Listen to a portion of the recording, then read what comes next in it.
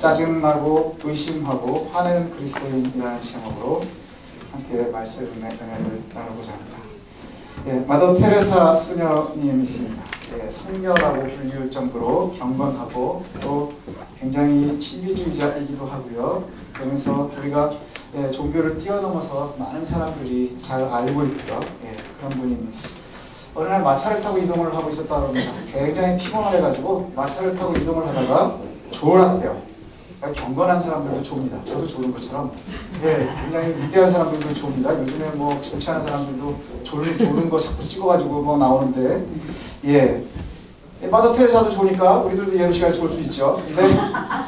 근데 이 마더 테레사가 마차를 타고 가다가 잠깐 졸았어요. 그래가지고는 그냥 좋은 거로 끝난 게 아니고요. 마차에서 떨어졌답니다. 가고 있는 마차에서 떨어진 거예요. 근데 진흙탕 속에 떨어져 버린 거예요. 그러니까는 얼마나 창피하겠습니까? 보는 사람들도 많고 이미 유명한 사람인데 그래가지고는 그냥 모양새가 되게 빠졌겠죠. 그래가지고 창피하기도 하고 그래서 하나님을 원망했대요. 삶이 늘 하나님과 대화하시는 분이어서 그런가. 그래 졸다가 떨어져가지고는 진흙탕에 떨어지고 나서 하나님한테 따지듯이 그랬답니다. 아니 나 왜 이렇게 창피한 일을 당하게 하십니까? 그랬더니 하나님께서 대답해 주셨대요. 뭐라고 대답을 하셨냐면 그게 내가 친구들을 대하는 태도란다 이렇게 말씀하셨대요. 이제 갑자기 그 얘기를 딱 듣는 순간에 이게 역시 하나님의 은혜의 하나님이구나 하는 생각을 했어요. 맨 땅에 떨어졌으면 피범벅이 됐을 건데 진흙에 떨어져서 피범벅이 아니라 그냥 스타일은 구겼지만 진흙범벅이 된 거예요. 지금 좀 창피하지만 이렇게 생각이 딱 들면서 역시 나는 은혜로운 목사구나 이런 생각을 했습니다. 모든 걸 은혜롭게 생각을 하니까요. 그래서 이제 계속 읽어 나갔거든요. 그랬더니 테레사 수녀님께서 하나님께서 이것이 내가 친구들을 대하는 태도란다 그랬는데 테레사 수녀는 화가 풀리지 않았었나 봐요. 그래서 하나님한테 이렇게 대거리를 했다고 합니다. 내가 하나님 당신이 왜 친구가 많지 않은지 알 것 같아요. 그랬다는 거예요. 하나님 친구가 별로 없잖아요. 그죠? 요즘 시대에는 더 그런 것 같아요. 요즘에 하나님 왕따 당하는 기분이실지도 잘 몰라요. 사람들은 많은데 그런 것 같습니다. 이 테레사 수녀도 굉장히 경건한 사람이지만 그 창피함 때문에 하나님께 원망하는 모습들을 봅니다. 그러면 우리가 생각할 때 어떻게 그럴 수가 있지? 이렇게 생각을 합니다. 그리스도인들은 어려움을 참 많이 만납니다. 그리스도인들뿐만이 아니라 사실은 이 세상에서 발붙이고 사는 동안에 어려움을 참 많이 만나는데 그 고난을 설명하기가 참 쉽지 않아요. 왜냐하면 하나님을 믿는 사람들이고 우리가 하나님의 백성인데 구원받은 백성들인데 하나님은 공의로우시고 전능하시고 심지어는 그분의 백성들을 사랑하시는 분이라고 그렇게 말씀합니다. 우리가 알고 있는 하나님은 늘 날개 아래 보호하시고 눈동자와 같이 지키시는 분이세요. 다윗을 우리가 되게 좋아하는 것은 다윗은 늘 하나님의 배양 고백이 그는 우리의 산성이시고 보호하시는 분이시고 반석이시라 그래서 찬송을 합니다. 그래서 우리가 다윗을 늘 부러워하고요. 존경하고 닮고 싶어하고 그렇습니다. 그런데 문제는 지금 살고 있는 우리들은 그렇지 못하다는 것이죠. 살고 있으면서 지금 숨 쉬면서 먹고 입고 자고 지금 우리의 생활이 굉장히 하나님과 가깝지 않은 느낌이 들 때가 많다는 것이죠. 하나님의 사람들이요 고통을 당하고요 어려움을 만나고요 실제로 그런 일들이 많이 있습니다. 제가 긴 세월을 살지는 않았지만 제게 일어났던 일들도 보면 그런 일들이 많아요. 어렸을 때는 늘 부모님과 함께 살고 별거 없는 것 같이 살아가는데 아마 이곳에서 지금 우리가 보면 대부분의 분들이 그런 느낌이 들 것 같아요. 늘 어려서는 드라마에서 보고 그 다음에 소설에서 보고 영화에서나 볼 만한 일들이 우리 주변에서 한 가지 두 가지씩 일어납니다. 근데 이것이 한 가지 두 가지가 순서대로 좀 일어나면 좋은데 막 여러 가지로 일어나기도 합니다. 그래서 실제로 내 주변에 보면 겪지 않을 것 같은 나는 평생에 겪지 않을 것 같은 일들을 우리들이 겪는 일들이 생겨납니다. 제가 아버님 돌아가셨을 때 그런 생각을 했어요. 그냥 영화에서만 저는 암이라는 것이 있는 줄 알았어요. 그런데 저희 아버지가 암에 걸리니까 어떻게 이런 일이 있게 되지? 그래서 눈앞이 캄캄해지는 거예요. 어떻게 이런 일이 있을 수가 있지? 우리 아버지는 평생에 하나님 앞에서 정직하려고 했고 목회밖에 모르시는 분이었고 복을 받아도 현찮으신 분인데 어떻게 이런 일이 주변에서 일어날 수 있지? 그리고는 암 판정 받으시고 2년 있다가 돌아가셨어요. 주변에 저희 친구들은 아버님 일찍 이른 친구들이 있어서 제가 어려서부터 아버님 이렇게 이르면 그 문상 다니고 이런 일들이 있었는데 내가 그 일을 겪을 거라고 생각을 하지 않았어요. 그 일을 겪으면서 마음이 찢어지는 것 같고 어떻게 이런 일이 있지? 그러면서 겪는 것을 갖다가 인정하지 못하는 일들이 생겨납니다. 그리고 고민을 해보는 거예요. 아니 부지 중에라도 내가 잘못한 것이 있나? 왜 나 때문에 그런가? 뭐 이러면서 고민을 해보고 아무리 생각을 해봐도 아니 내가 그렇게까지 잘못한 일은 없는 것 같은데 그러면서 점점 보면서 우리 주변에는 그런 일들을 참 많이 겪습니다. 심지어는 이제 저도 건강하지 않으니까 아니 어떻게 이런 일이 있지? 근데 우리 부모님들도 그렇고 주변에 분도 그렇고 친구들도 그렇고 이런 일들이 주변에 생기면 아 내가 무슨 큰 죄를 졌나? 내가 잘못한 것이 있나? 그래서 우리를 되돌아보면 아 그렇지 않은 것 같은데 나는 하나님한테 나름 정직하게 살고 있는 것 같은데 열심히 살고 있는 것 같은데 왜 나한테는 이런 일이 생겨나지?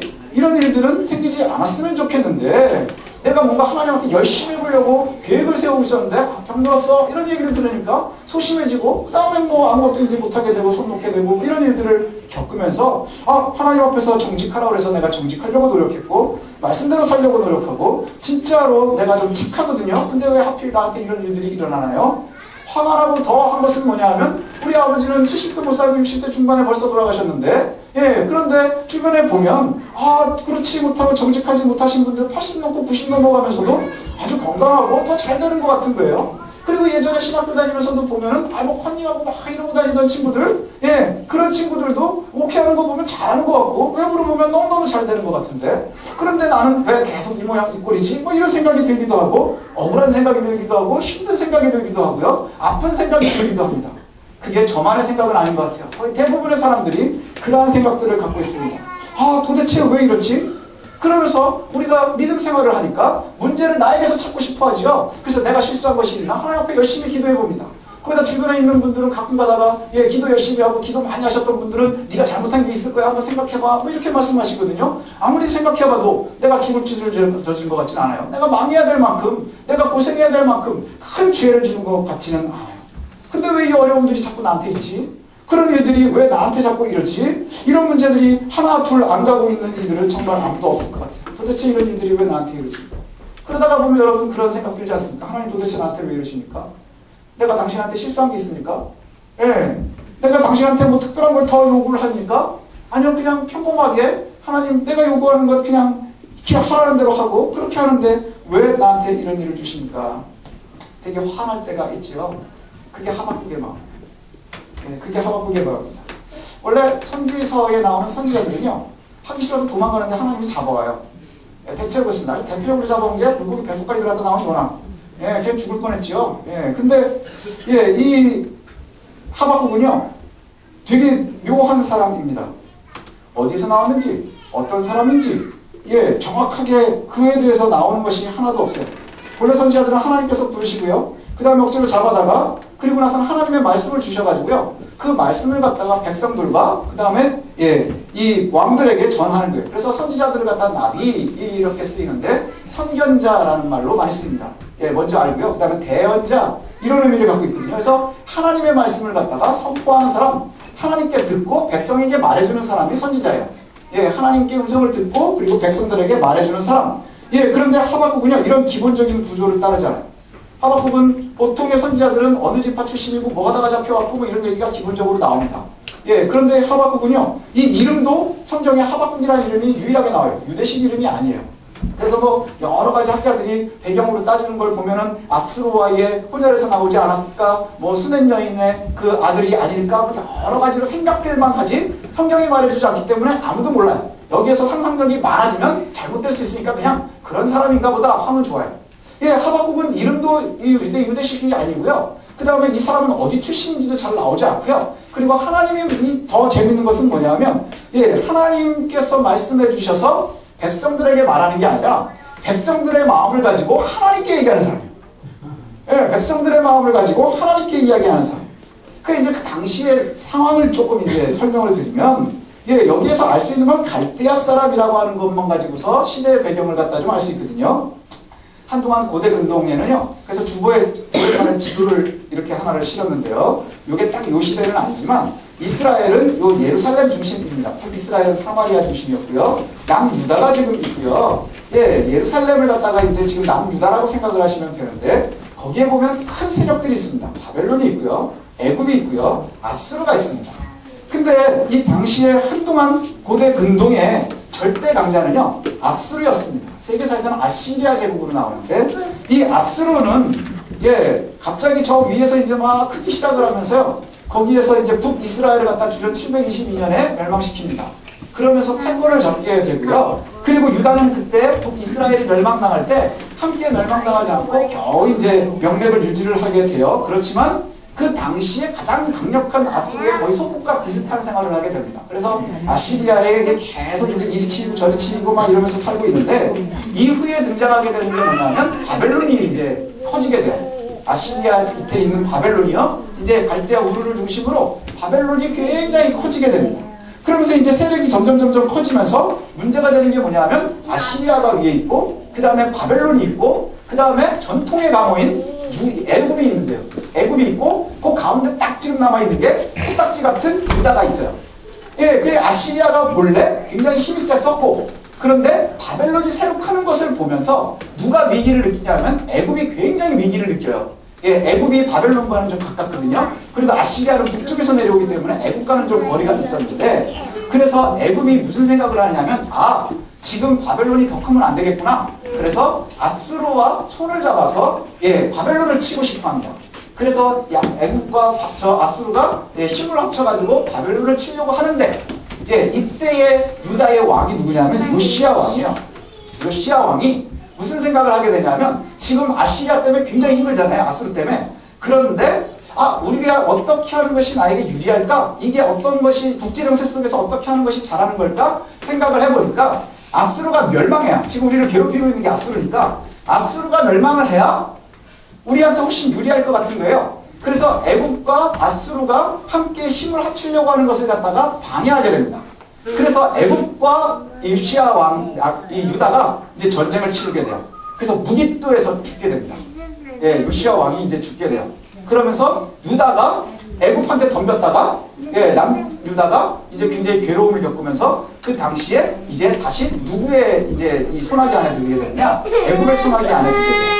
그래서 애굽의 소나기 안에 들어서 이제 살게 되고요.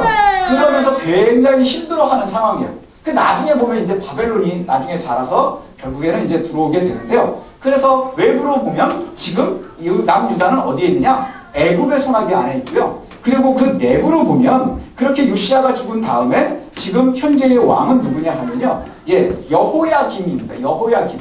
이 여호야김은 이제 유다도 망할 때가 되면 악한 왕들이 계속 쓰는데 이 사람은 굉장히 대찬 사람입니다. 아주 큰 인물이에요. 얼만큼 큰 인물이냐 하면 하나님의 말씀 두루마리를 그냥 거침없이 불에 태우는 사람.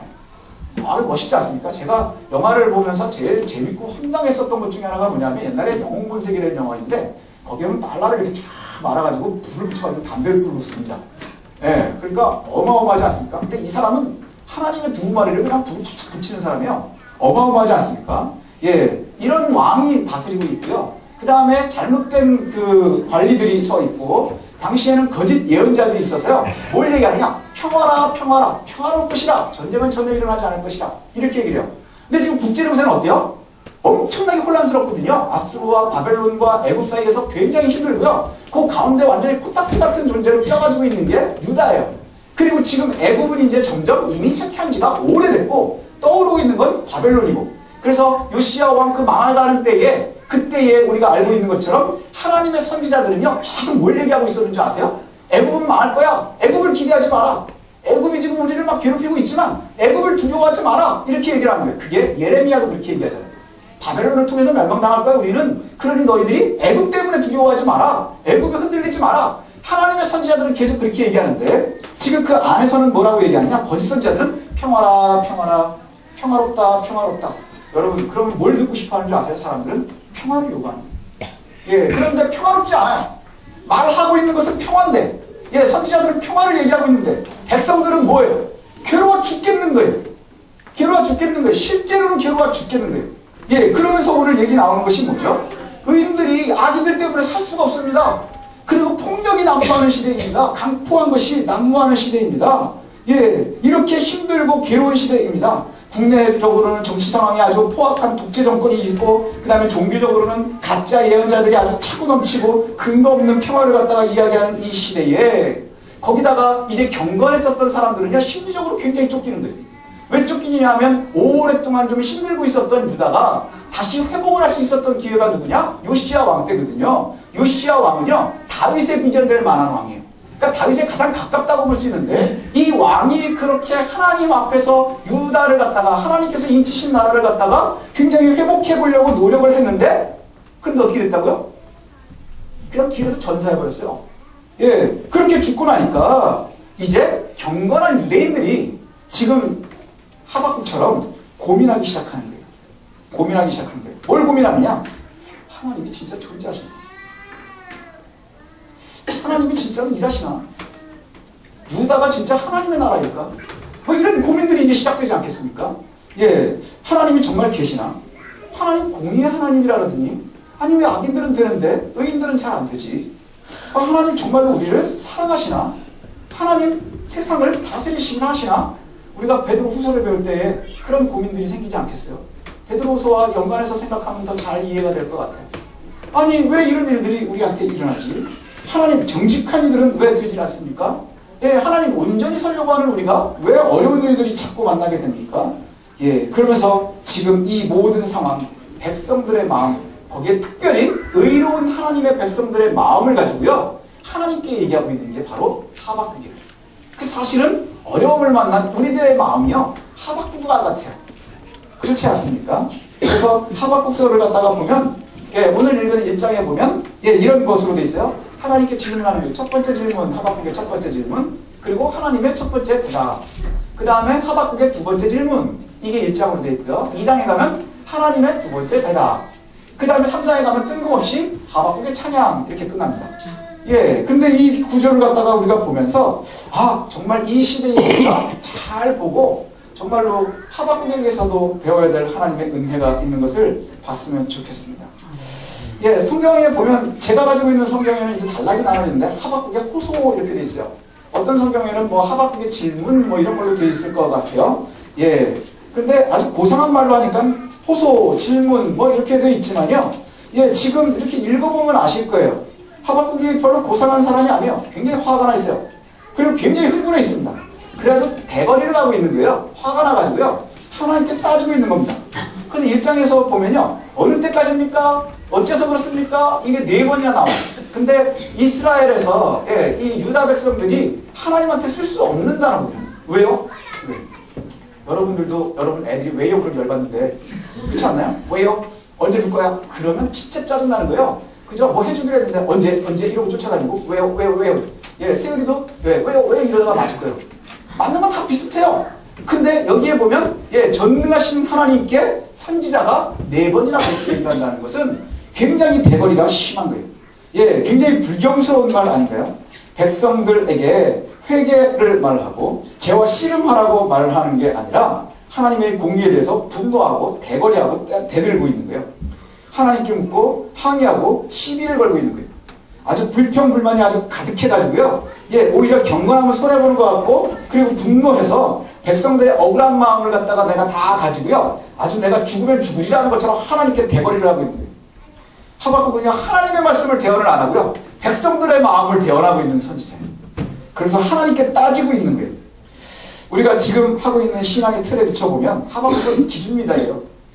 그렇지 않나요? 이런 싸가지 없는 게 선지자라고 하거든요. 이렇게 되지 않겠습니까? 예, 지금 성경에 있고 선지자라니까, 아, 하박국이구나. 왜 그랬지? 이러겠지만 여러분 주변에 만약에 이런 사람이 있으면 이런 싸가지 없는 게 어디서 나타나가지고 거기다 심지어는 근본도 없는 거지. 그렇지 않나요? 근본도 없는 게. 이름도 어디서 이상한 게 와가지고 너 임마 어디 출신이야? 잘 모르겠는데요? 이런 쌍놈이 그렇게 되는 거예요. 이제 이건 욕이 아닙니다. 옛날에 했거든. 예. 그런데 이런 기준 미달 되는, 왜냐하면 하나님은 절대선이고요. 의로우시고요. 우리가 뭐하죠? 우리는 불완전하기 때문이에요. 그런데 이 말씀을 듣고 있는데, 그런데 하나님께 불평불만을 늘어놓고 있어요. 근데 이 불평불만이요, 가짜가 아니더라는 거예요. 실제가 그렇다는 거예요. 실제 우리 주변에 일어나는 일. 그리고 여러분의 주변에 지금도 그런 일들이 우리의 시대에도 일어나고 있어요. 볼까요? 2절에 보니까 심지어 폭력이 일어나고 있다는 거예요. 예, 여기에 보면 강포가 말미암아, 이거 뭐냐면 폭력이 만연하다는 거예요. 세상에 폭력이 만연해서 폭력이 일어났습니다. 하나님께 고발하고 있는데 하나님이 구해주시지 않는데요. 예, 그리고 우리가 계속해서 불의를 바라봐야 됩니까? 왜 악은 그냥 내버려 두십니까? 이게 이제 3절에 나오는 거예요. 도대체 왜 악한 일들이 일어나는데, 우리 눈앞에서 자꾸 폭력과 싸움이 일어나는데 이것이 계속돼야 합니까? 하나님 공의로우시다면서요. 해결하십시오. 이 얘기예요. 그리고 3절에 보니까 율법이 더 이상 힘을 잃었습니다. 우리 주변에 그런 거 같지 않나요? 교회가 힘을 잃어가고 있고 그 다음에 하나님의 말씀이 더 이상 힘을 잃어가는 것 같아서 더 이상 능력을 상실하고요. 악인들이 의인을 좌지우지하고 세상을 흔드는데 절대 권력은 악인들에게서 나오는 것 같고 우리는 아무런 힘도 없는 것 같은 그러한 시대를 살아가는 것 같아요. 재판이 온전히 이루어질 거라고 사람들이 잘 생각하지 않는 것 같아요. 오히려 유전무죄, 무전유죄 이러면 그렇구나 이렇게 되는 거예요. 법합평등 이건 좀 우리에게 멀리 있는 것 같고 유전무죄, 무전유죄 이러면은 굉장히 옳은 것 같고 이렇습니다. 하박국이 불평하고 불만하고 있어요. 질문이 아니라 사실은 일하지 않는 하나님에 대해서 아주 따지고 있는 거예요. 당신 어디에 있습니까? 도대체 왜 이러십니까? 의심하고 있는 것 같아요. 진지하게 의심하고 있어요.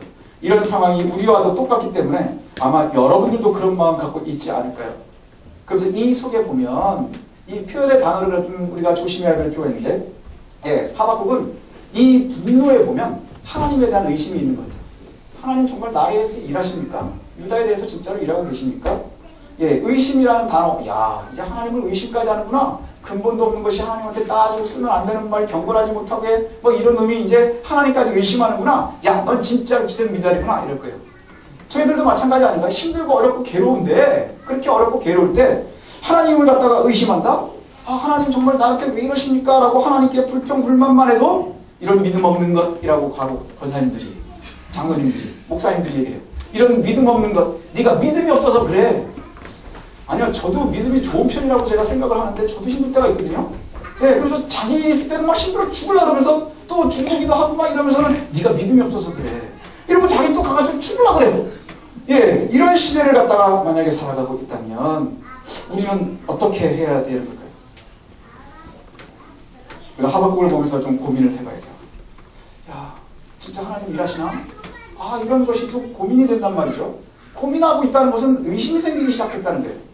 믿음이라는 것은 뭐냐면요. 물로 뛰어들어 이랬을 때 베드로처럼 뛰어드는 게 믿음이거든요. 그렇지 않나요? 근데 여러분들 중에 뛸 사람이 있나? 이게 지금 죽을까 살까? 쩍겨도 주고 이러면 되는데 이거 어떡하지? 이러고 있으면 못 믿는 거예요. 그죠?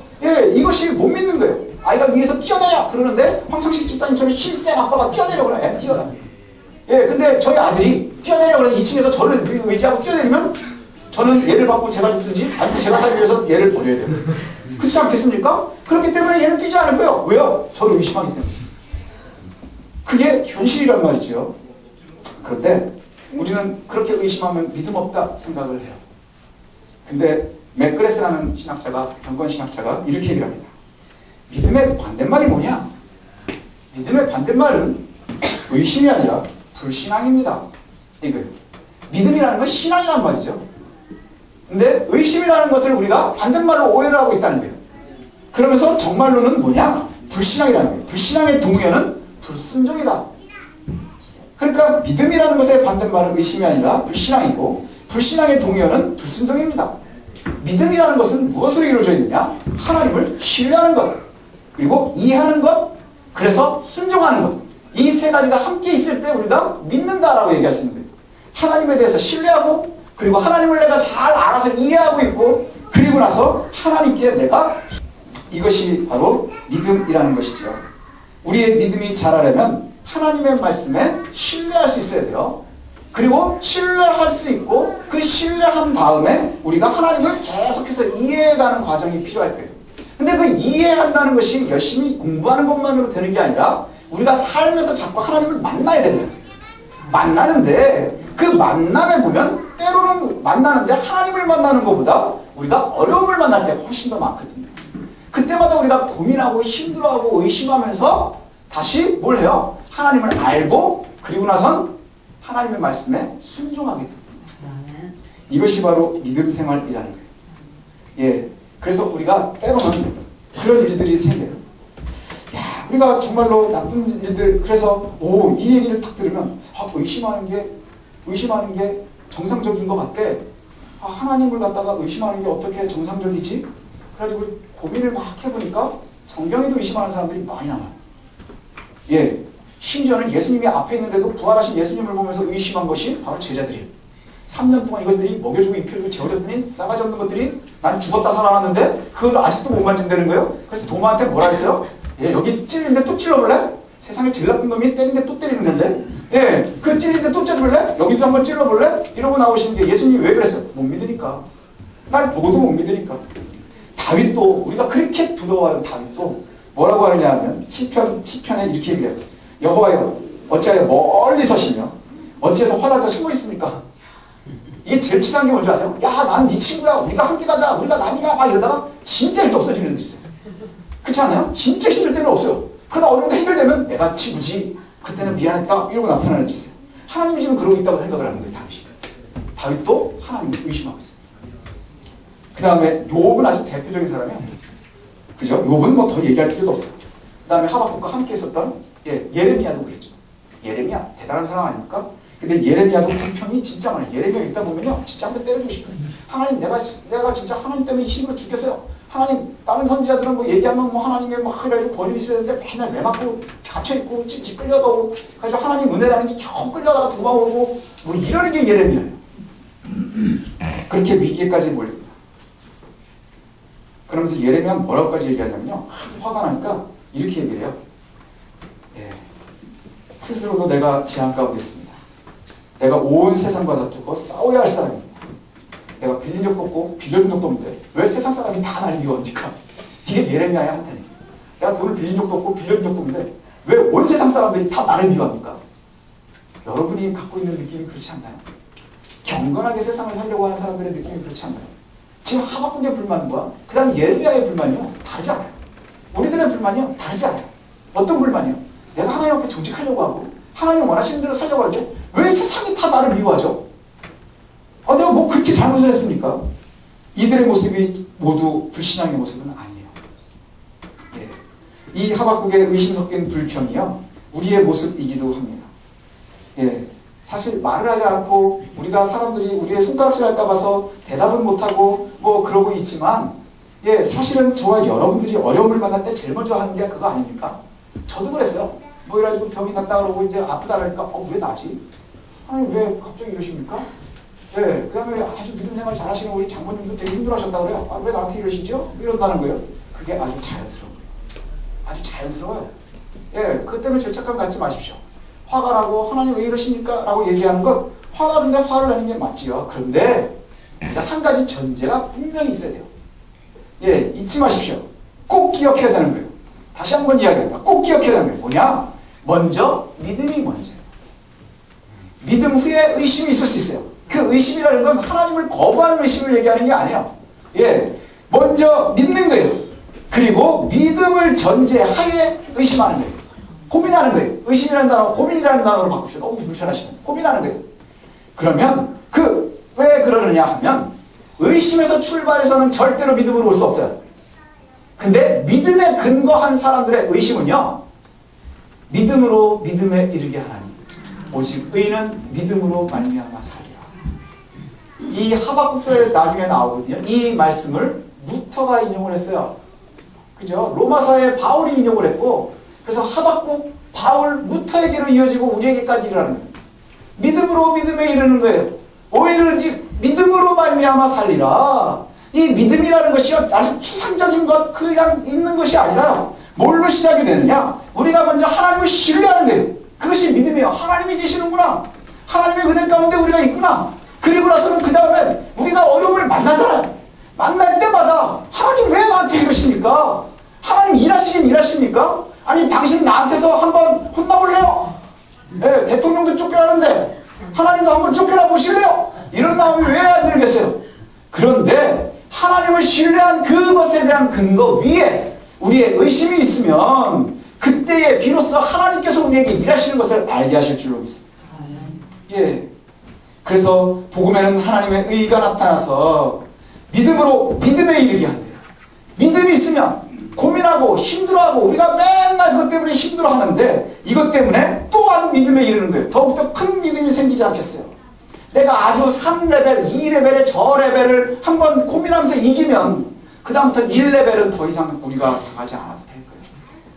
어려움이 계속 오지 않을까요? 올 거예요. 이 땅에 사는 동안에 불안정한 세상, 공중권세 잡은 자들이 이 다스리는 세상에 우리가 사는데, 그런데 뭐라고 하나님 우리에게 말씀하시느냐? 오직 의인은 믿음으로 말미암아 살리라.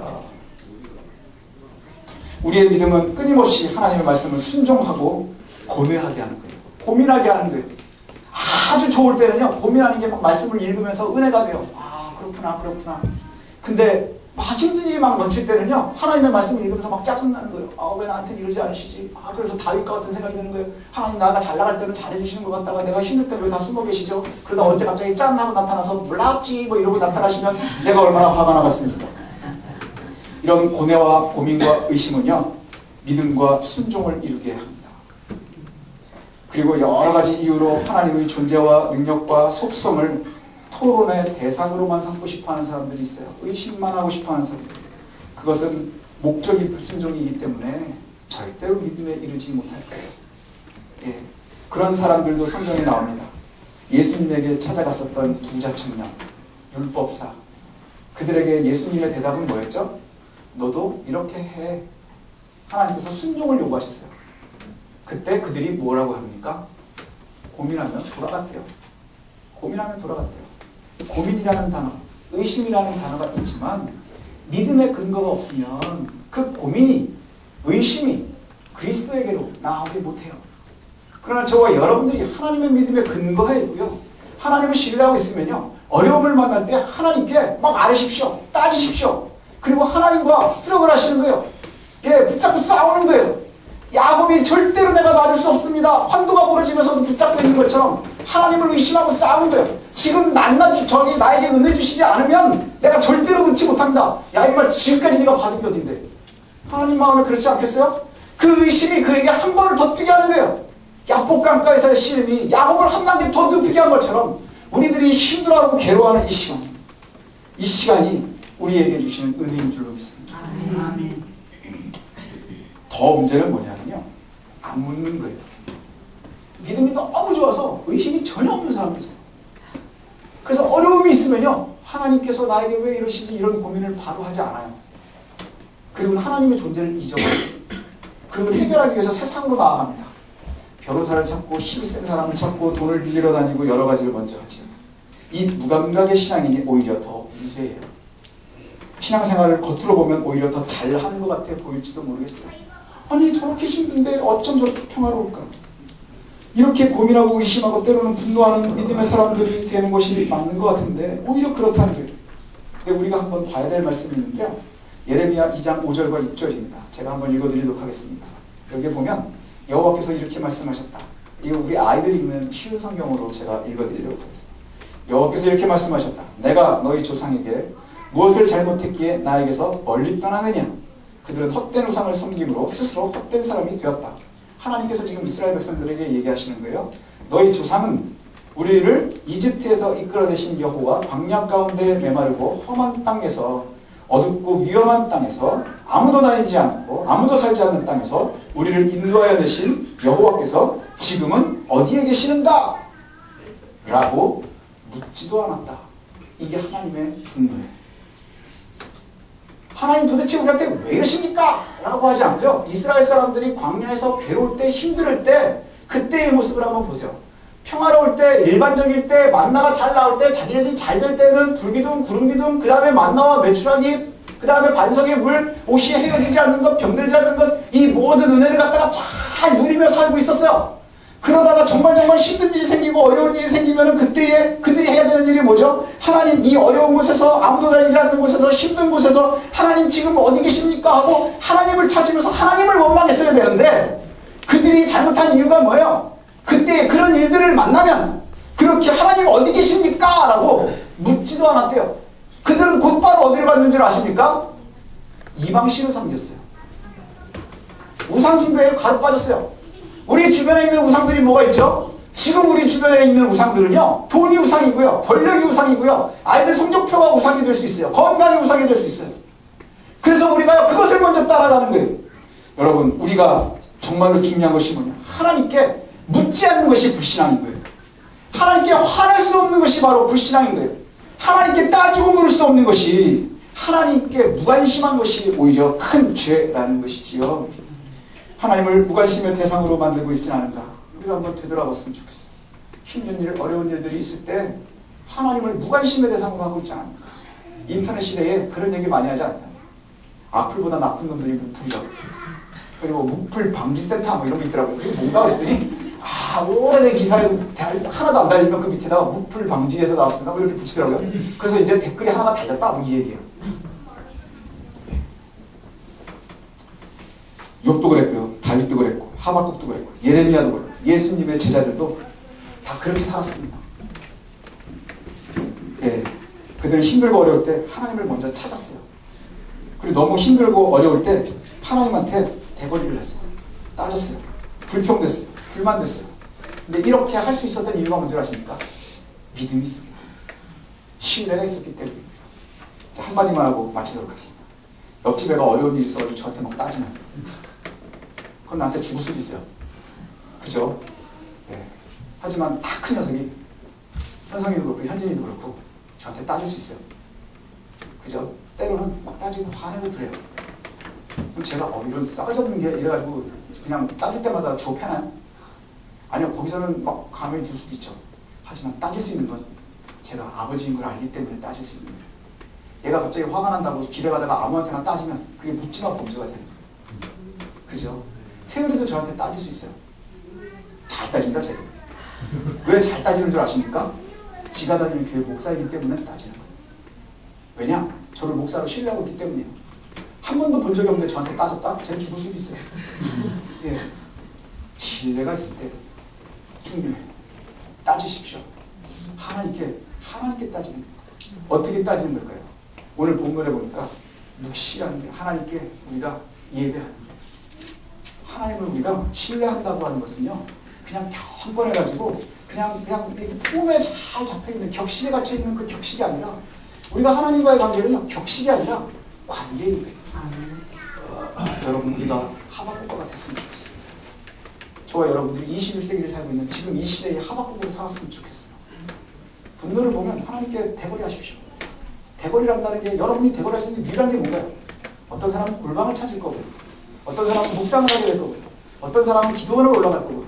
어떤 사람들은 다른 방법을 찾겠지요. 그러면서 하나님을 찾는 것, 그것이 바로 하나님께 대거리하는 거예요. 하나님을 막 의심하는 거예요. 하나님 도대체 어디 있습니까? 왜 나한테 이러십니까? 도대체 맨날 야하고 거짓말하는 건 아닙니까? 라고 따지십시오. 그런데 옆집에가 따질 수는 없어요. 하나님에 대한 신뢰. 그리고 거기에서 우리가 잘 성장하고, 그리고 여러분들은 반드시 그때 이 하나님 말씀하시면 순종하셔야 돼요. 그때는 반드시 순종하셔야 돼요. 그러면 우리가 하나님 앞에 설 겁니다. 의인은 믿음으로 말미암아 살리라. 그 말씀이 저와 여러분들의 것이 되리라고 믿습니다.